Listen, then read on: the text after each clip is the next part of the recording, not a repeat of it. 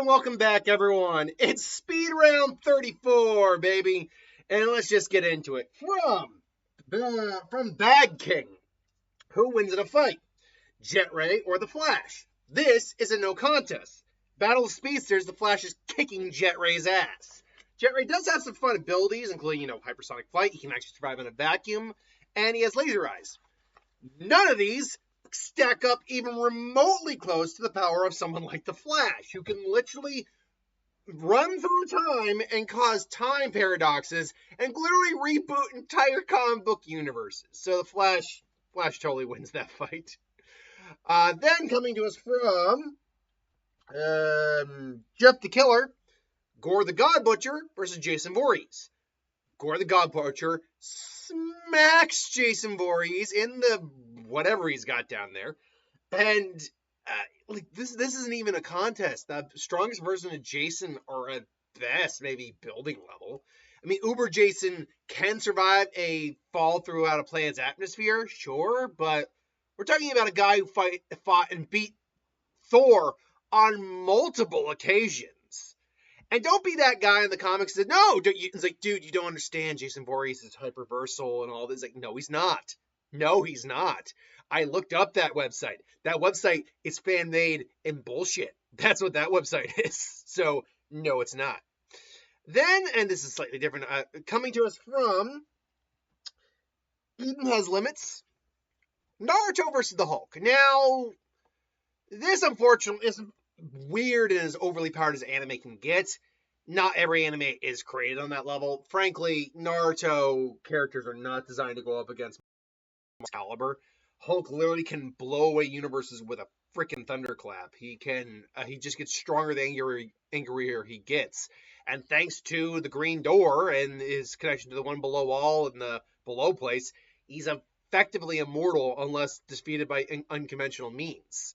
So, I mean, the best thing Naruto has under his belt would be Baryon mode to drain his life force, and even then, he's not going to be able to hold it for more than a few minutes. So, unfortunately, Naruto gets clapped by the Hulk. Then, coming to us from one of two Doomsday fights today, coming to us from Green Beedrill, Neil Brando versus Doomsday. There's a reason this is called the Speed Round. Dio Brando's best ability is obviously his ability to freeze time.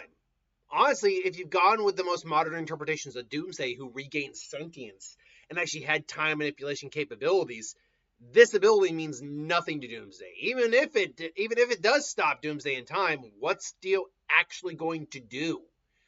Literally, Doomsday's whole shtick is to adapt to and evolve. Plus, he can literally punch out of hell itself. Just survive the Omega beams. Like, no, Dio gets clapped by Doomsday. Then coming to us from Wade Wilson, we have the question of who wins in a fight: Sasuke Uchiha versus Izuna, Legend of the Unemployed Ninja, or something like that. Yeah, Unemployed Ninja. Yeah, from what I can find, Izuna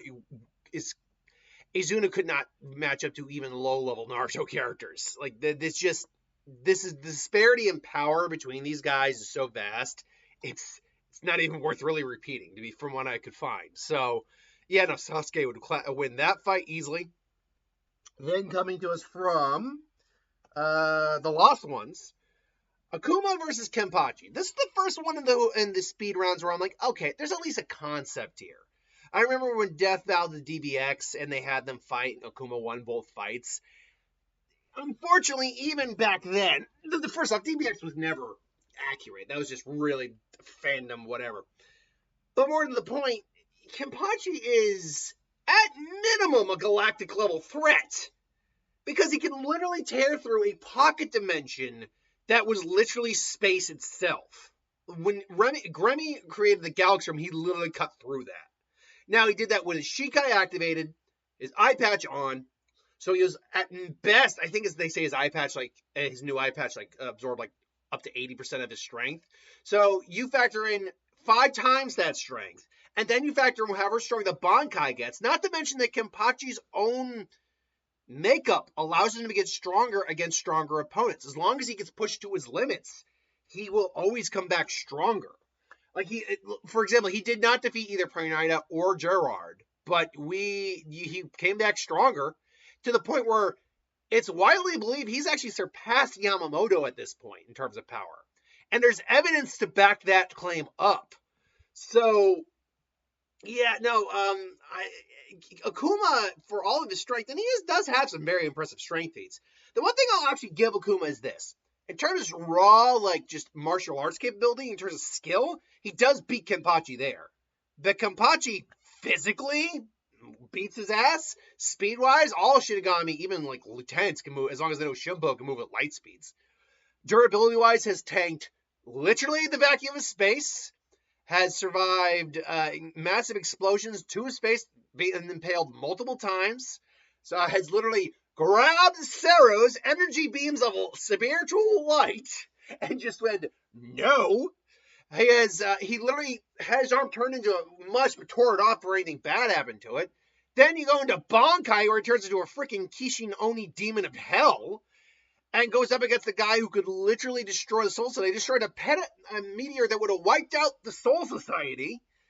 And you're looking at a guy who is at minimum galaxy level, if not higher. Like, there's a legitimate argument to suggest that the highest level, legitimately the highest level Bleach characters are somewhere in the realm of universal to low multiversal. And even extra dimensional, which is another level of freaking power that is insane. Yeah, no, this is not a contest. The only ability Akuma even remotely has that could do anything would be the Atsui no Hara, which destroys your soul. The problem is souls aren't created equal in Bleach. Kenpachi's soul is so strong, I don't think this would work on him. So Kenpachi completely would no diff Akuma. Although he would see him as, like, amusing, and if he was in the Soul Society, as, like, probably coming back as, like, a hollow, it would be a fun match. Then you have from, where are you? I gotta write this better next time. Go ahead, I wrote this a while ago, so it's faded out a bit. I can't remember who gave this to me, but SpongeBob versus Simba. If they were real animals, Simba would win. But because SpongeBob is a godlike cartoon being who can literally affect his own universe on a giant scale, SpongeBob wins that fight, no problem. Then coming to us from, let's see here, Gaming Master, we have the question of who wins in a fight. Ben 10 versus Max Steel. Ben 10 literally has become a multiversal level threat. Max Steel is not that powerful, ergo Ben 10 wins that fight. Pretty easily, without much issue. Then coming to us from Brandy Wells, who wins in a fight, Queen May versus Wonder Woman.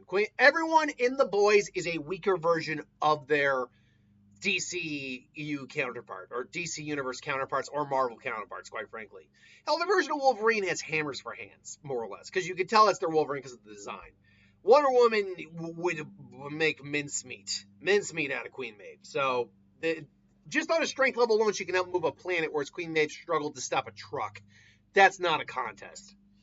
Then coming to us from Ray the Awesome Super Pa, I think it is. Asked the question, who wins in the fight, Captain Falcon or All Might? This is the other one in this list that is actually more closer than I think would be given credit for. On a raw, just base strength scale, All Might wins. But when you factor the Falcon Punch in, that does change things up a bit. The Falcon Punch can deliver a lot of power. But All Might has just shown far more consistent strength feats over Captain Falcon.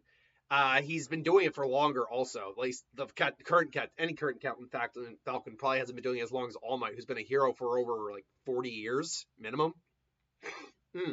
Or is it 60 years? I can't remember. Either way, at his peak, All Might's strength is strong enough to literally change the very weather and pretty much hit with the power of a straight out nuclear weapon. That's a lot. Not only the Falcon Punch is pretty powerful too, but again, that's more of a last resort. I would lean towards All Might in that fight, but I can actually see an argument for the other way around.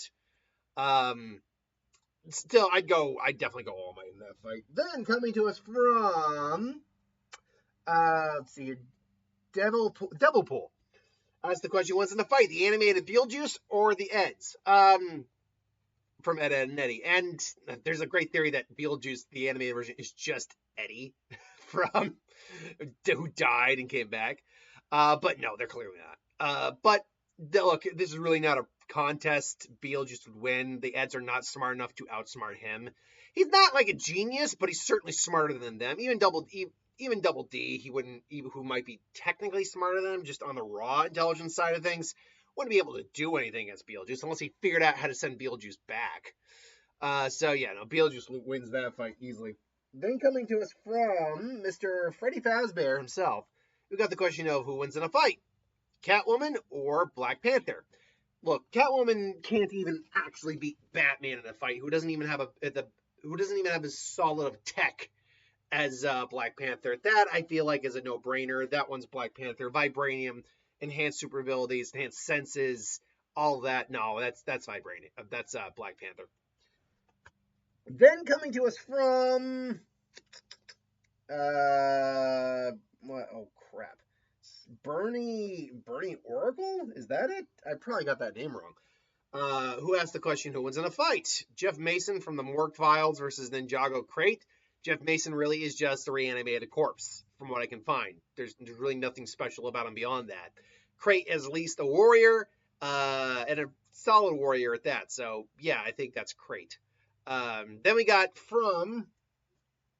where'd you go? God of What Ifs. Ultimate Cars is Mahito, the, adapting. He's a cursed spirit, but I'd imagine Ultimate Cars being an ultimate life form, be able to see him eventually.